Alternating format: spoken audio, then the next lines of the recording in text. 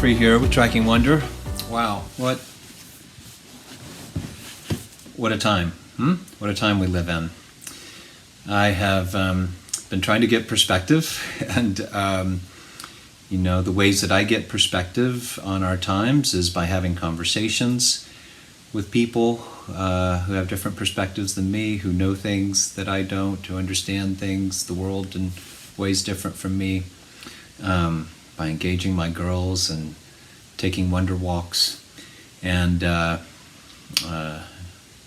talking with my wife and going to my friends on the bookshelves. So I thought I would pull some books from the bookshelf that seemed maybe helpful for you, because you might have more time on your hands to read, which might be a healthier way to direct your attention than checking the news cycle 10 times a day or your Facebook feed 20 times a day. So nothing wrong with that, just everything in moderation, right? So I'm going to share with you maybe 5 books now. There are at least 3 others that I want to share with you, but maybe I'll do that in a later video. So here are some books that might help in great times of great uncertainty. The first is Myra Coleman's The Principles of Uncertainty, which is sort of like a graphic memoir, but Myra is just a remarkable, whimsical designer and illustrator. I'll just kind of show you what this book looks like, what the emotional experience is like. And I just turned to this page this morning that said, the sun will explode 5 billion years from now. Set your watches. That really changes everything, doesn't it? So I might just read that for a little whimsical perspective that we're living in constant uncertainty. It's just the uncertainty is amped up by about 100 volts. The second book is E.F. Schumacher's A Guide for the Perplexed. So E.F. Schumacher was a remarkable economist from England. His most famous book is Small is Beautiful. And there's another book he wrote also that I would recommend called Good Work. But this is A Guide for the Perplexed. And it's just a wonderful book. It's not that thick, on how we are much more than materialistic human beings. There's much more to our life and to this one existence and to our own potential to pursue a life of meaning, to pursue a life of transcendence, even in times of profound uncertainty. He published this in 1977, coming after the wake of great cultural changes in the 1960s and 70s. So, A Guide for the Perplexed. Third, on that note, this is like ancient, this is before I was born, but really wonderful book on this note, just to get perspective, at least on Americans, to get perspective, is John Gardner's Self-Renewal. Now, Gardner is an interesting figure, writing often about writing and philosophy and ethics, great teacher. And he wrote this and published it in 1963 during a more hopeful era in American history. JFK was president. It's called Self-Renewal, the Individual and the Innovative Society. What's interesting, he's talking about how busy Americans are and how they take no time after a certain age, like age 20, for self-reflection, for self-discovery. And what I'm hearing now is that this can be a great opportunity for you to pause, challenge some of your assumptions about what you've deemed to be important, what you've prioritized in your life, some things that are really being taken out away from you, the rug sort of being taken out from under your feet, so to speak, and allow for a little dedicated time of self-reflection and self-renewal. So you might find this short volume inspiring. He has a lot here to talk about being versatile, versatility, which is a key trait actually in Tracking Wonder, is to be versatile, to be able to move around and be flexible. And he has a whole chapter also on creativity. A lot of what he's said has remained true 50 years later. So if you need some perspective on like yeah, I'm not comfortable being alone, maybe you're saying. I'm not comfortable having all this time on my hands. I'm an extrovert. Or maybe you are an introvert who, over the past several years, has become so distracted with digital technology, you don't know how to be alone with yourself anymore. In that case, I can't recommend enough Michael Harris's book published in 2017 called Solitude. The subtitle is In Pursuit of a Singular Life in a Crowded World. So it's a remarkable book. He pulls together a lot of current research, but also a lot of his own personal journey in losing his comfort with his own solitude. Perhaps a really good guide for our times. Another good guide for our times, published a couple of years after the Great Recession, is my friend Jonathan Field's book, Uncertainty, Turning Fear and Doubt into Fuel for Brilliance. So he's looking at it coming after the Great Recession.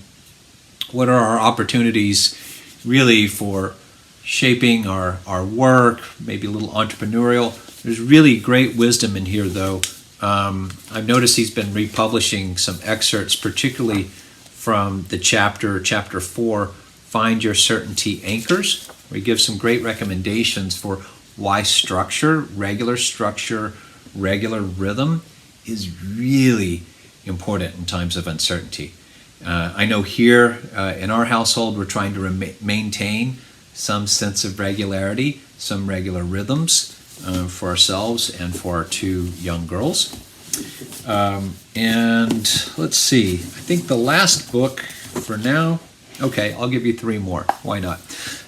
So if you want to really some guidance and just going within and trying to find the language for these complex times, poetry often gives language to the difficult to express.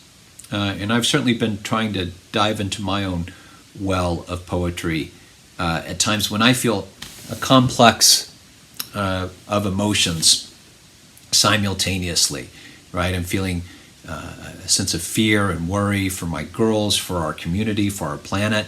And at the same time, I'm feeling this expansiveness for our human spirit and what can prevail.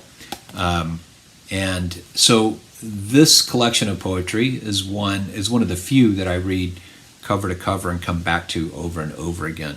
It's by Jane Hirschfield, a remarkable meditative poet. This is called The Lives of the Heart. She wrote this collection of poems shortly after she divorced from her longtime husband, so a period of disruption. She swore she'd never use the word heart in a poem, but she was challenged to find new ways to express these complex emotions and feelings related to love and emptiness and filling up again. So you might find that just a good reflection and mirror back. Now, if you want to look a bit more broadly and look at our times, look at our country, speaking to the Americans, and if you're a person of color, you know your friends like I am with many people of color, you may know that we don't all experience this emergency in the same way, as some of my friends have reflected back to me.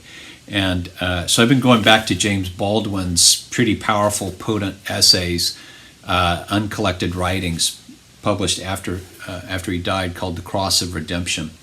And some pretty powerful,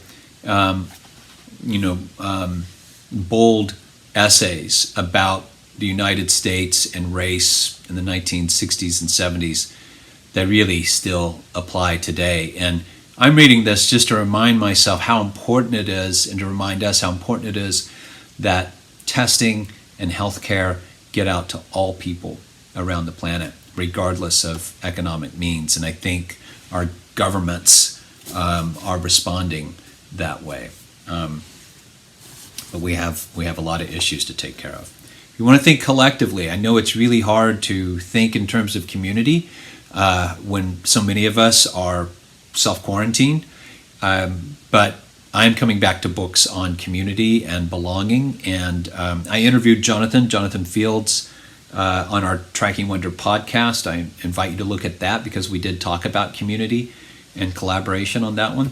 And I also interviewed Charles Vogel, Vogl, who's in California right now, called The Art of Community, 7 Principles for Belonging. So if you're getting together with people online on Community, which I highly recommend, this book can be a really good guide just to help you develop an online community intentionally.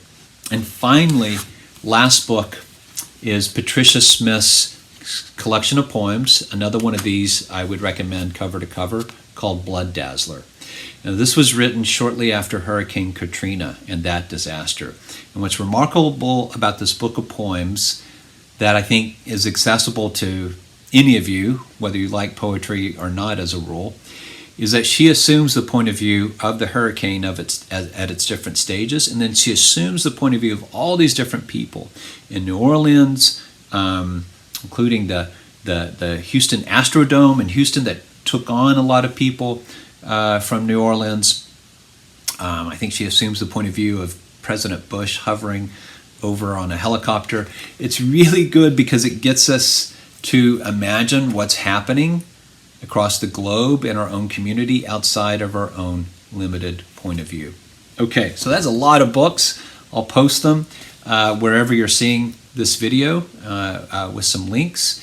If this is useful, share it. Share the link with other people and share some of the books that are providing you with some guidance and solace as well, wherever you're happening to find this video. All right, listen, be safe. Find peace however you can, and keep staying open. It's so important, and stay connected. Be well, and thanks for running with me.